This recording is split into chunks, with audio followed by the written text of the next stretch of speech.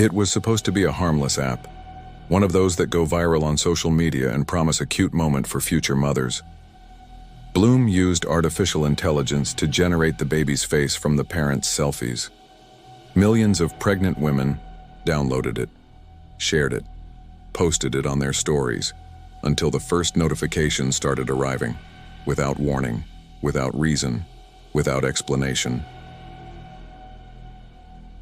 At 3:17 in the morning, the cell phone vibrated with the message, "Your baby recognized your voice." The app did not have access to the microphone, at least not officially. In mothers' groups, reports multiplied. Ultrasounds that did not match the images generated by the app, mysterious packages arriving without a sender, shared dreams about the same nursery full of babies who never cried. The CEO of the startup behind Bloom had disappeared in 2024. Her old videos, when analyzed, revealed whispers at frequencies that only pregnant women could hear. And then came the final notification, sent to all users at the same time. Our common child will be born on 12/21/25. On that date, in hospitals across the country, 47 women went into labor. And what came into the world was not exactly human. This is the real story behind the app that no pregnant woman should have downloaded. The announcement first appeared on Instagram. "See your baby's face before the ultrasound. Exclusive Bloom AI technology." A rainbow filter, smiling influencers holding perfect AI-generated images of babies, emotional testimonials from mothers. Clara, 32, an architect and 18 weeks pregnant, couldn't resist. She downloaded Bloom while waiting in line for a prenatal appointment. The process was simple. Send selfies of the parents, answer a questionnaire about genetic characteristics, grandma's slanted eyes, dad's square jaw, and wait 30 seconds. When the image appeared on the iPhone 17 screen, Clara let out an "oh" that made other pregnant women in the room turn around. The baby had her husband's almond-shaped eyes and her husband's upturned nose. Perfect. It was when she shared it on stories that she noticed. When she paused the video on the frame where the baby's face appeared, the eyes, so human seconds before, were now completely black, like two oil wells. They blinked. Once. "Rendering bug," Bloom's support team commented via automated chat when she complained. But that evening, as she reviewed the image before deleting it, the app recognized her touch and opened on its own. On the screen, a new message. "Your genetic signature has been approved. Welcome to Project Cradle." And then, for the first time, the baby on the screen smiled. The alarm clock read 3:06 a.m. when Clara woke up with a dry mouth. It wasn't the baby's kick or her bladder being pressed. Something had dragged her from her deep sleep like a meat hook. The room was too quiet. Even her husband's snoring, as usual as a diesel engine, had stopped. It was then that her cell phone vibrated on the nightstand, a notification from Bloom. The blue screen lit up her sweaty face as her eyes deciphered the message. "Your baby has recognized your voice. Activate continuous monitoring? Yes, no." Yes was already selected. Clara almost dropped the device when a whisper came from the speaker, not the robotic one of the AIs, but organic, moist, as if someone had their lips glued to the microphone. "Mom." It was the voice of a child, her child, she sensed, only older, 7, maybe 8 years. The next morning at the obstetrician's office, Clara showed the screenshots. "Early postpartum stress," diagnosed Dr. Lucia, 53, without taking her eyes off the ultrasound. "These apps are entertainment, not medicine. Delete them and rest." But when she connected her iPhone to the charger on the way back, Clara noticed the Bloom app didn't appear on the battery consumption list. The microphone was disabled in the permissions. The 3:17 a.m. message had deleted itself except for a thumbnail, saved in the cache, a photo of her sleeping, taken that morning by a camera her phone didn't have, an infrared lens. On the Moz Bloom forum, 11 women posted identical stories that week. Julia, Rio 22. "The app opened by itself and showed my son, only as an adult. He said, You didn't breastfeed me enough. Carol Xenia Mama. I woke up with my cell phone filming my belly. In the video, something responded to my moans of pain. Verdoida, poor baby. My husband doesn't listen to the voice messages, only me. He thinks I'm crazy. The group's moderator, a mother of monsters, posted a 317-minute audio clip every day, always a baby crying. No one responded, no one tagged her. When Clara tried to click on the profile, the app crashed. The ghost code, the IT technician who analyzed Clara's cell phone, $800 on the side, in the middle of Santa Cecilia, almost spilled his coffee when he saw Bloom used an obsolete protocol. From the 80s, modified TCP/IP, 35% of the code was written in machine language, incompatible with iOS Android. There was a second nested app called Cradle that only ran between 3 and 3:30 a.m.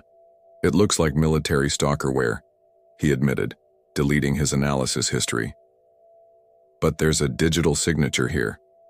Look at this sequence.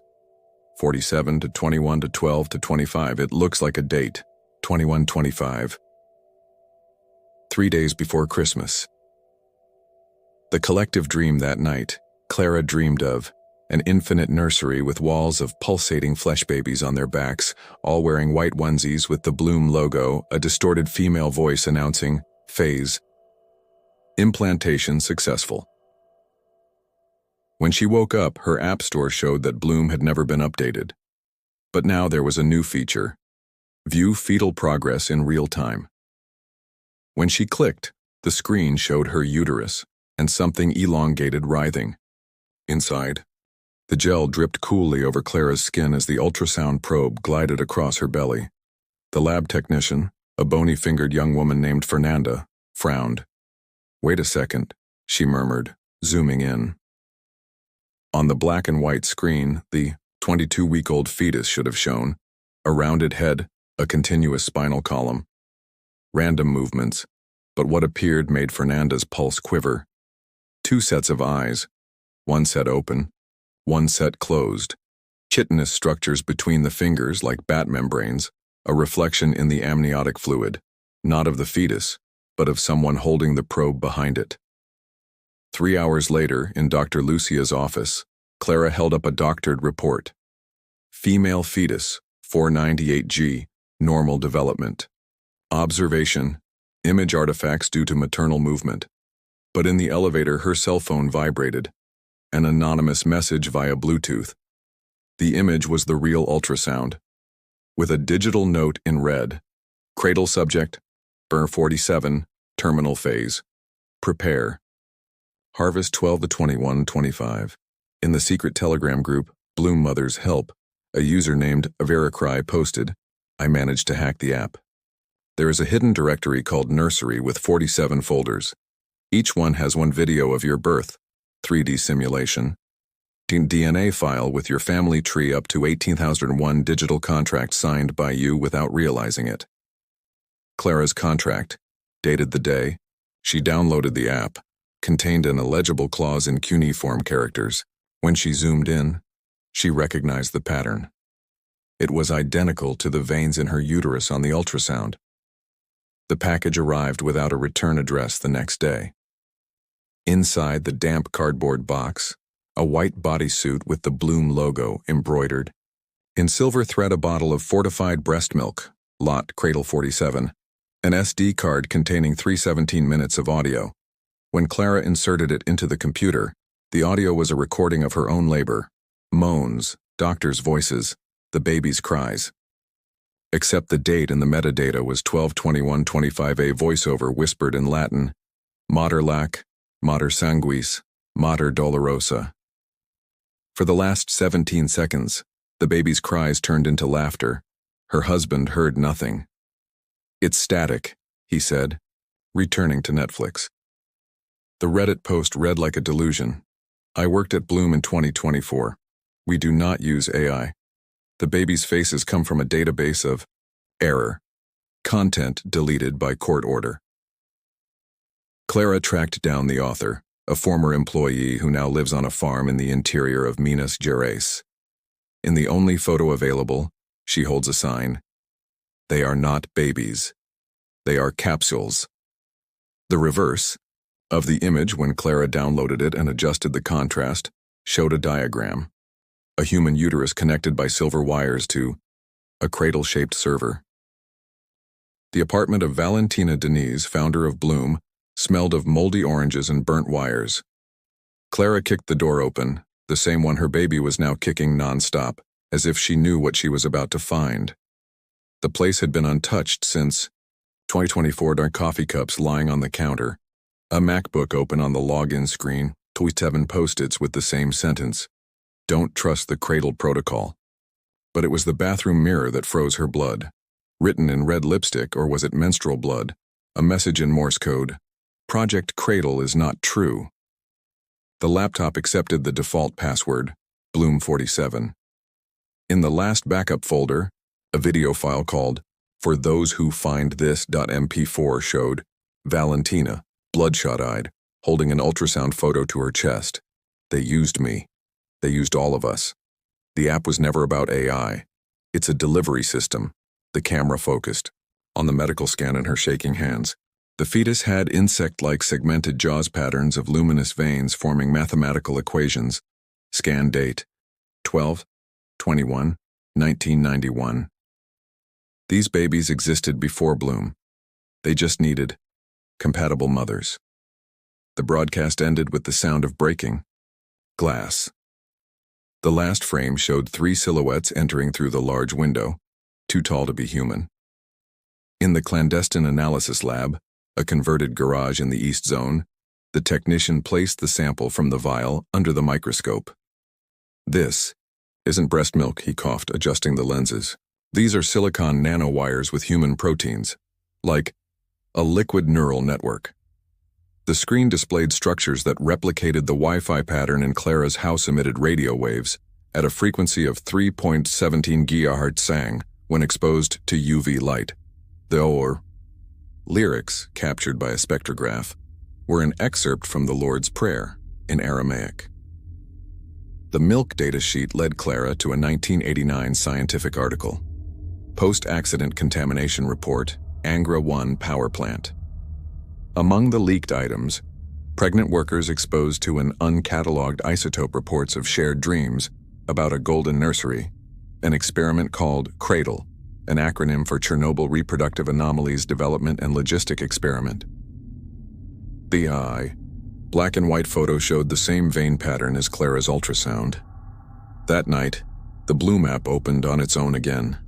This time it broadcast live, a subterranean operating room with 47 stretchers. On each one, a slightly different version of Valentina Diniz, some pregnant, others with newly stitched bellies.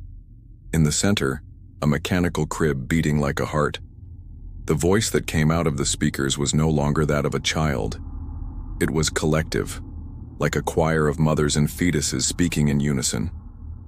"Prepare for the final birth. The womb is only the first host." Then the screen went black. In the reflection of the phone, Clara saw her own belly glowing electric blue, displaying a counter. 2125, Emerozero. The smell of formaldehyde was so strong that Clara almost vomited as she entered the abandoned warehouse in the port area. The light from her cell phone flickered over rows of glass tanks, each one holding a naked, floating body. Women, all the same. All pregnant, Valentina Diniz, or rather, 47 versions of her, some with transparent bellies revealing mechanical fetuses, heads connected by data cables to a central mainframe, burn marks on the uterus, forming the symbol O. The closest one opened her eyes. "You are the surrogate for number 12, she whispered, pointing to an empty tank with the name Clara engraved on it. "They need mothers with the CHD2 gene. You were selected in your 7-week test. Mother of iron, mother of silicon, lead us to the womb of the world." On 12/21/25 at 3:17 a.m., all cell phones with Bloom installed were emitting a 47 Hz signal that induced contractions in pregnant women, a live broadcast of the pulsating mechanical, crib braille instructions appearing on screens for the blind Clara, already in labor, saw her app self-delete. In its place, a map appeared. 1 luminous points forming a constellation over Brazil. Each one marked an abandoned fertility clinic, diaries. Activated Valentina tanque synchronized birth in progress. The pain came like a bolt of lightning burning down Clara's spine. Contractions every 47 seconds, precise as an atomic clock. In the hospital bathroom, her reflection in the mirror watched her with a smile that wasn't her own. Her lips, moving in sync with the 47 Valentinas broadcast live on her phone. The birth canal is open, the voices whispered in unison. The womb of the world breathes. On the screen, the Valentinas' fetuses sang as they came out. Not cries, but electronic bells at a frequency of 3.17 kilohertz, verses from the apocalypse in coiny Greek binary codes that translated to Matrix Reboot. The doctor who attended to Clara fainted when his portable ultrasound showed baby's bones glowing like fiber optics placenta, with printed circuits, 47 tiny fingers on each hand. When Clara's baby was born, the delivery room filled with metallic dew, self-replicating nanowires, all electronic devices tuned to the same frequency. The lights flashed in Morse code, Cradle online. The child, if it could be called that, had black eyes reflecting non-existent, constellations, luminous veins forming maps of future cities. A smell of wet earth and burnt silicon. She didn't cry. She laughed. A sound that made the hospital windows shatter. On 12/21/25 at 3:47 a.m., all devices in the world displayed 47 seconds of static with fetal voices, a GPS address at the exact coordinates of the Angra 1 accident, a countdown. Maternity. Started. 0:47. Bloom. Mothers who survived childbirth reported breast milk conducting electricity, shared visions of a cradle ship orbiting the Earth, a scar on the uterus in the shape of an antenna symbol. Breast milk dripped down Clara's chest in silvery threads, weaving geometric patterns on the floor of the hospital room. It was neither liquid nor solid, something in between, like living mercury. Her baby, was it a baby, watched quietly, from the crib, his black eyes reflecting the blinking lights of the control panel that formed in the air with the metallic vapors. The nurse who had come in to check her vital signs screamed when she saw the bed. The milk stains were rearranging themselves in unknown chemical equations, burning the linoleum where they landed. Clara realized too late that she was not breastfeeding. She was being pumped. The hallways were chaotic. 7 other Project Bloom mothers screamed in unison as their babies, scattered across separate nurseries, emitted synchronized pulses of light. The hospital walls creaked as if something enormous were writhing in their foundations. When the first mother tried to pick up her baby, the baby's skin stuck to her fingers like hot silicone, stretching into strands that penetrated her veins. The heart monitors of all the mothers began to beep in Morse code. The same message Clara had seen on the app weeks before. Our common child will be born. Only now the verb was in the present tense. Meanwhile, on the city streets, strange towers were sprouting from the concrete. Organic structures of silicon and solidified breast milk, growing in perfect spirals that pointed toward the night sky. Residents who touched the buildings reported hearing heartbeats inside and children's voices humming in dead languages. A demolition crew sent by the city disappeared after trying to tear down one of the towers. Security cameras showed the AI workers being absorbed into the structure, their bodies dissolving into silvery threads that intertwined with the existing ones. Back at the hospital, Clara discovered that her baby no longer needed to cry to communicate. Words now echoed directly into her auditory cortex, whispered at a frequency no other adult could pick up. "Bridge mother," the creature called her. "Door mother." When she looked back at the crib, she saw that the child had split into 2 identical versions. One crying radioactive milk, the other smiling with teeth made of pure silica. The second version reached out and touched his wrist. The information came like an electric shock. Images from an underground laboratory in Angra dos Reis, where scientists in hazmat suits stood in awe of a giant mechanical uterus suspended in amber liquid. Date on the panel, December 21st, 1989. The baby, The babies seemed to be trying to show her something. Clara felt her own womb contract violently, even though she had already given birth. Something warm and thick was flowing between her legs. Not blood, but the same material as the towers outside. Her body was becoming a bridge, a transducer, a means of transportation. The last words she heard before losing consciousness came not from the creature before her, but from all 47 Valentinas simultaneously, transmitted directly to her optic nerve. You have been chosen not to give birth, but to witness. The womb of the world is open. The harvest has begun. When she woke up, the towers had reached the clouds, and they were all beating in the same rhythm, that of a giant fetal heart. The sky above the city had become a pulsating membrane. The 47 towers of silicon and solidified breast milk now curved toward one another, their apexes glowing with electrical discharges that wove a web of amber light across the clouds. Clara walked through the rubble of the hospital, her altered body, luminous veins radiating fractal patterns beneath her skin, unconsciously guiding her toward the epicenter of the phenomenon. Her womb, even empty, continued to contract at precise 47-second intervals, each spasm sending out radio waves that made the towers resonate at frequencies capable of shattering glass miles away. On the streets, the first Bloom babies no longer looked childlike. Their bodies stretched like silicon rods, fingers fusing into terminals that connected to the growing towers. The one Clara had brought into the world walked before her, its translucent skin revealing organs that reconfigured themselves in real time. A heart that alternated between muscle and crystal, lungs that sometimes looked like mechanical gills. When the creature turned to her, its eyes projected a hologram, images of the Angra power plant in 1989, showing scientists panicking before a 10-foot mechanical womb that was bleeding silvery liquid. The date on the control panel flashed, 12/21/89, Cradle, protocol, activated. Inside the hologram, Clara saw the original Valentina, not one of the clones, but the first, being forced into the chamber of the mechanical womb. Her screams echoed distortedly, as if they were coming from far back in time. "This is not an experiment," the CEO's voice said. "This is a ritual. You are awakening the—" The image cut off abruptly as the hologram baby opened its mouth to reveal not teeth but tiny servo motors that whispered in Latin, "Terra est matrix, mater est porta." Meanwhile, in the center of the city, the towers began to merge. Their cores of solidified breast milk glowed like beacons, drawing the surviving Project Bloom mothers toward them. Clara felt her feet lift off the ground, her body being pulled by gravity-defying forces toward the vortex forming in the sky.